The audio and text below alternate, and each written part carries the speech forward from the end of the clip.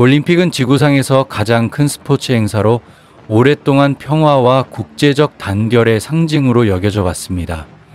그러나 올림픽의 역사에는 정치적 갈등과 폭력이 스포츠 무대에 침투한 어두운 순간들도 있었습니다. 1972년 뮌헨 올림픽에서 발생한 테러 공격은 가장 충격적인 사건 중 하나로 남아 있습니다. 무장단체 검은 9월이 올림픽 선수촌에 침입하여 이스라엘 선수와 코치 11명을 납치하고 살해했습니다. 이 비극은 전 세계를 뒤흔들었을 뿐만 아니라 모사드의 강력한 보복작전을 촉발시켰고 국제관계에 깊은 영향을 미쳤으며 이후 올림픽에서 보안을 강화해야 할 긴급한 필요성을 제기했습니다. 1972년 9월 다섯째 날 새벽 4시 30분에 팔레스타인 테러 조직 검은 9월의 8명이 뮌헨 올림픽 선수촌에 침입했습니다. 그들은 무거운 무기를 들고 있었고 이스라엘 운동선수단이 머무르고 있던 코놀리 거리 31번 건물로 들어갔습니다. 그곳에서 그들은 2명의 이스라엘인을 살해하고 코치, 심판, 레슬링 선수, 역도 선수 등 9명을 인질로 잡았습니다. 그들의 힘을 과시하기 위해 테러리스트들은 레슬링 코치 모셰 와인버그의 시신을 건물 입구 밖으로 던졌습니다. 이스라엘은 즉시 테러리스트들과 협상하지 않겠다고 선언하며 향후 유사한 공격을 막기 위한 협상 불가 정책을 고수했습니다. 기자 존 캐 쿨리에 따르면 이 비극은 인질이 유대인이라는 점에서 독일 당국을 곤란한 상황에 빠뜨렸습니다. 쿨리는 독일이 몸값을 제안했지만 검은 9월이 이를 거부하며 돈은 우리에게 아무 의미도 없다. 목숨도 마찬가지다. 라고 말했다고 밝혔습니다. 1972년 9월 다섯째 날 오후 4시 30분에 독일 경찰은 검은 9월 그룹을 환기 시스템을 통해 접근하여 제거하려는 목표로 올림픽 선수촌에 배치되었습니다. 그러나 이 계획은 뉴스 방송사들이 작전을 생중계하면서 노출되었습니다. 테러리스트 리더가 인질을 살해하겠다고 위협한 후 경찰은 철수할 수밖에 없었습니다. 오후 6시가 되자 검은 9월 그룹은 카이로로 탈출하기 위해 비행기를 요구했습니다. 독일은 2대의 UH-1 벨군용 헬리콥터를 준비하여 테러리스트와 인질을 피르스텐펠트부르크 공군 기지로 수송했으며 그곳에는 보잉 727이 준비되어 있었습니다. 그곳에서 매복 계획이 시작되었습니다. 독일은 5명의 저격수를 배치했지만 그들은 전문 장비가 부족했습니다. 16명의 다른 경찰은 보잉 비행기 안에 승무원으로 위장하여 배치되었습니다. 전후 헌법상의 제약으로 인해 독일 군대는 구조작전에 참여할 수 없었습니다. 계획에 따르면 2명의 테러리스트 리더가 비행기를 점검할 때 안에 있던 경찰이 그들을 제압하여 저격수들이 헬리콥터에 남아있는 나머지 테러리스트들을 제거할 기회를 만들 예정이었습니다. 그러나 독일 보안군은 테러리스트의 수를 잘못 판단하여 단지 2~3명만 있다고 저격수들만 테러리스트들과 대치하는 유일한 세력으로 남게 되었습니다. 2명의 테러리스트 리더가 보잉 비행기를 점검하고 함정을 발견하자 그들은 즉시 헬리콥터로 돌아가 동료들에게 경고했습니다. 독일 저격수들이 발포했을 때 2명의 테러리스트가 사살되었습니다. 남은 자들은 헬리콥터 뒤와 아래에 숨어 맹렬히 반격했습니다. 그들은 공항의 조명을 파괴하여 경찰의 시야를 어렵게 만들었습니다. 헬리콥터 조종사들은 공황 상태에 빠져 도망쳤고 묶여있는 인질들을 남겨두었습니다. 상황이 교착 상태에 빠진 것을 보고 독일은 장갑차를 현장에 투입했습니다. 그러나 준비 부족으로 인해 차량들이 도로에서 교통체증에 걸려 자정에야 공항에 도착할 수 있었습니다. 장갑차에 등장의 테러리스트들은 무모하게 행동했습니다. 1972년 9월 6째 날 자정 4분경 그들은 경찰과의 격렬한 총격전 중에 인질들에게 총을 쏘고 헬리콥터에 수류탄을 던졌습니다. 모든 인질이 사망했습니다. 살아남은 3명의 테러리스트가 체포되었고 위기는 새벽 1시 30분에 끝났습니다. 2012년에 뮌헨 학살 40년 후 국제올림픽위원회 IOC는 런던 올림픽 개막식에서 1분간의 묵념을 거부하며 거센 비판의 물결에 직면했습니다. 이 결정은 목숨을 잃은 11명의 이스라엘 선수들의 영혼에 대한 모욕으로 여겨졌으며 IOC가 피해자 가족과 국제사회의 아픔에 대해 무감각하다는 것을 드러냈습니다. IOC가 정치적 긴장을 피하려 한다는 이유는 여론을 설득하지 못했습니다. 세계 최대의 스포츠 무대에서 끔찍한 비극을 기념하지 않는 것은 평화와 우정을 중시하는 올림픽 정신을 침식했습니다. 대신 IOC는 인도주의적 가치보다 정치적 이해관계를 우선시했다는 비난을 받으며 신뢰에 심각한 손상을 입었습니다. Good morning. I'm Congressman Steve Israel. 40 years after the Munich massacre, it is outrageous that the International Olympic Committee is trying to sweep under the rug the memory 스티브 이스라엘, 뉴욕 출신 민주당 하원 의원, 뮌헨 학살이 일어난 지 40년이 지났는데 국제올림픽위원회가 1분간의 묵념으로 이를 기념하는 것을 거부하며 그 학살의 기억을 묻어버리려 하는 것은 터무니없습니다. 유대인 공동체에는 깊은 속담이 있습니다. 그 속담은 절대 잊지 말라는 것입니다. 저와 제 동료들은 국제올림픽위원회가 절대 잊지 않을 의무가 있다고 믿습니다. 그래서 올림픽위원회가 이 초당적인 요청에 동참하여 1분간의 묵념을 하는 것이 매우 중요한 이유입니다.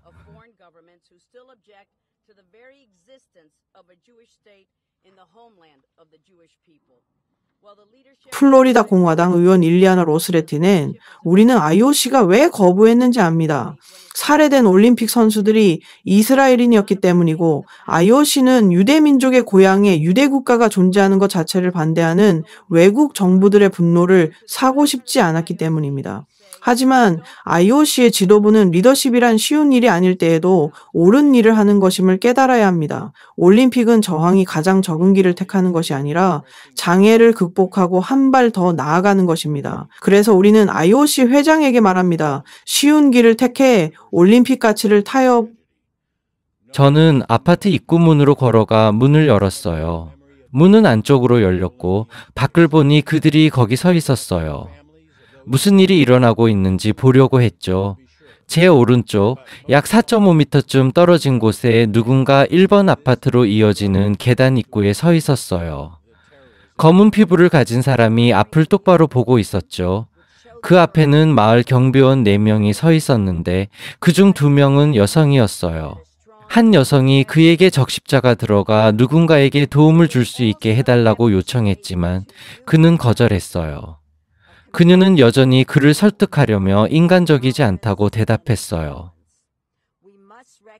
뉴욕 민주당 하원의원 이타로위, 뮌헨 11인을 기리는 것은 모든 올림픽 선수가 편견과 증오보다 강한 가족의 일원임을 세계에 보여줄 것입니다. 또한 전 세계 청소년들에게 관용과 폭력이 없는 세상에 대한 헌신을 보여줄 것입니다. 우리는 미래의 평화를 배우고 촉진하기 위해 과거의 비극을 인정해야 합니다. IOC에 촉구합니다. 옳은 일을 하고 2일 분간의 묵념을 가지세요.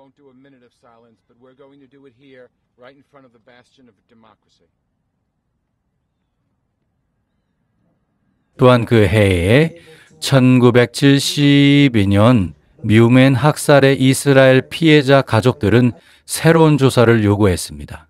그들은 40년이 지났음에도 불구하고 그 비극을 둘러싼 많은 미스터리가 여전히 해결되지 않았다고 주장했습니다.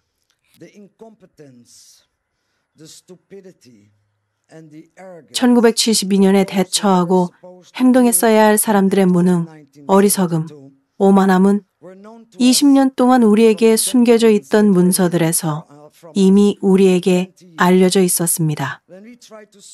우리가 그들의 과실로 법정에서 소송을 시도했을 때 공소시효 때문에 우리의 사건은 기각되었습니다. 참 아이러니하죠. 여기서 우리는 2012년 독일 당국에 모든 문서를 우리에게 공개하고 1972년 당국의 실패에 대한 조사를 재개할 것을 요구합니다. 우리 사랑하는 사람들이 어떤 총알에 맞아 죽었는지, 누가 책임자였는지 알 권리가 우리에게 있습니다. 40년 이상이 지났음에도 불구하고 1972년 뮌헨 학살로 사망한 이스라엘 선수들의 사랑하는 사람들은 여전히 고통과 의심 속에서 평화를 찾지 못하고 있습니다. 그들은 그 끔찍한 비극에 대한 완전한 진실이 아직 밝혀지지 않았다고 믿습니다. 책임, 구조 작전 중의 실수, 그리고 풀리지 않은 미스터리에 대한 질문들이 그들을 계속 괴롭히고 있습니다. 40년이 넘은 후에도 정의와 진실에 대한 열망은 남아있는 사람들의 마음속에 여전히 온전하게 남아 있습니다.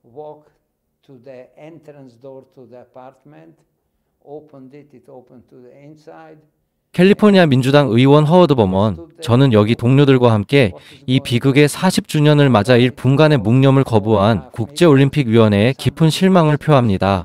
올림픽 성화만큼이나 살해된 이스라엘 올림픽 선수들의 기억이 꺼지지 않도록 해야 합니다. 우리는 살해된 이들의 가족과 이스라엘을 위해서도 소데스가 나니어리모 기늘마데 와레와레노 나카니 먹으는 서무 테로 게시사루 다메니 토우 신루인이 그것을 비치고 있습니다. 위에는 앞으로도 기억되며 미래의 비슷한 일들을 막으려는 노력의 상징이 되기를 바랍니다.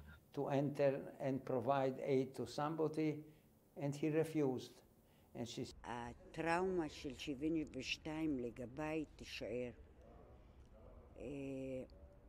אני תקווה שהעולם מבין יותר. 저에게 1972년의 트라우마는 남아있을 거예요. 세계가 더 잘 이해하고 더 많은 일을 할 준비가 되기를 바랍니다. 가장 중요한 건 테러를 지원하지 않고 테러리즘이 모든 좋은 것을 파괴한다는 걸 깨닫는 거예요.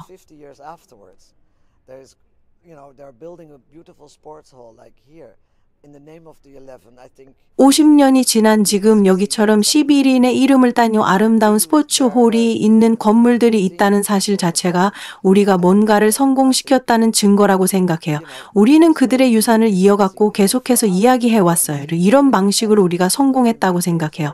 이스라엘 선수들이 올림픽이나 세계선수권, 유럽 선수권에서 성공하는 걸 보는 게 우리에게 가장 큰 승리예요.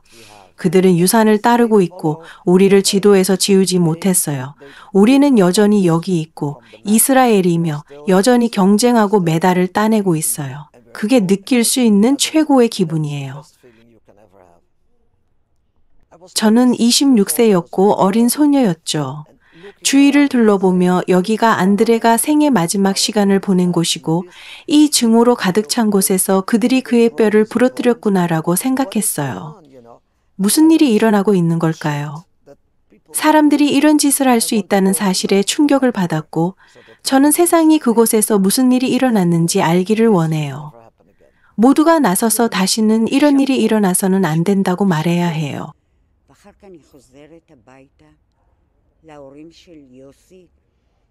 그날은 저에게 검은 날이었어요. 그리고 집으로 돌아와 요시, 조셉 로마노니 부모님과 함께 7일간의 애도 기간을 시작했어요. 그러고 나서 이틀 동안 보지 못했던 제 딸들을 데려왔는데 그 아이들은 떨고 있었고 턱이 떨리고 눈이 빨갰어요. 저는 말했죠. 얘들아, 엄마한테 와. 그리고 그들을 끌어안으며 울어도 괜찮아 라고 했어요. 그리고 물었죠. 너희가 아는 게 뭐야? 그들은 아랍인들이 아빠를 죽였다고 했어요. 저는 말했죠. 아랍인이 아니야. 테러리스트들이 너희 아빠를 죽인 거야. 저는 그들을 안고 약속했어요. 내가 너희의 엄마이자 아빠를 죽인 거야. 저는 그들을 안고 약속했어요. 내가 너희의 엄마이자 아빠를 죽인 거야. 저는 그들을 안고 저는 아랍인들이 저는 그들을 닫되 저는 그들을 안고 저는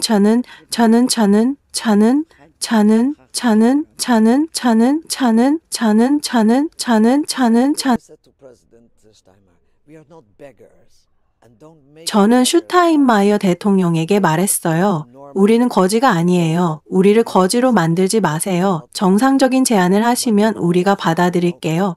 우리는 돈에 굶주린 늑대가 아니에요. 이건 우리 사람들에 대한 모욕이에요. 절대. 우리 남편과 아버지들은 돈으로 충분히 갚을 수 있는 존재가 아니에요. 하지만 받아들일 수 있는 제안을 해서 우리가 이 일을 마무리하고 50년을 품위 있게 끝낼 수 있게 해주세요.